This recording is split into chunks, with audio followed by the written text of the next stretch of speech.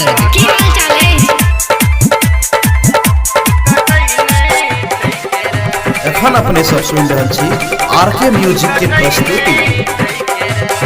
Music by DJ Guddu Raj, DD production house Sakri. कब से तोरा कहै छिया सुन नहीं चाहत, कब से तोरा कहै छिया सुन नहीं चाहत। बाबू कनिया कदह अब कटै नहीं छै के राय, बाबू कनिया कदह अब कटै नहीं छै के राय। कब से तोरा कहै छिया सुन नहीं चाहत, बाबू कनिया कदह अब कटै नहीं छै के राय, बाबू कनिया कदह अब कटै नहीं छै के राय।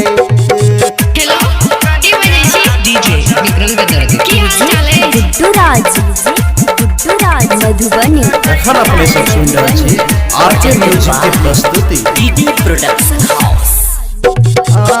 कनिया एहन कदा बाबू मारे स्टाइल, हाथ में लौका घूमे जियो के मोबाइल। कनिया एहन कदा बाबू मारे स्टाइल, हाथ में लौका घूमे जियो के मोबाइल। क्या बेर घाटक घूम क गेला लगबै नहीं छ जोगार, क्या बेर घाटक घूम क गेला लगबै नहीं छ जोगार।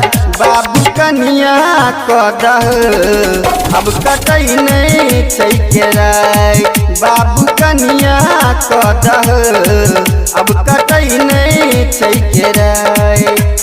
हेलो की बजे छी डीजे विक्रम के दर्द की हाल गुड्डू चाल है। राज presented by DD production house. Madhubani. एखन अपने सब सुन रहल छी आरके म्यूजिक के प्रस्तुति।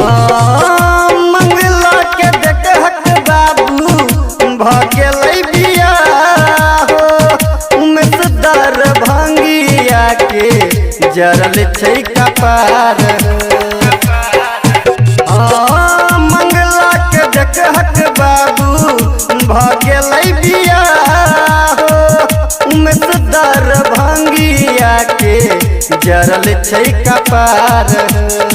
ऐ बेर बाबू कुछ कर जेबा सुन नहीं छ बात, ऐ बेर बाबू कुछ कर जेबा सुन नहीं छ बात। बाबू कनिया कदह अब कटै नहीं छै के राय, बाबू कनिया कदह अब कटै नहीं छै के राय। presented by RK Music।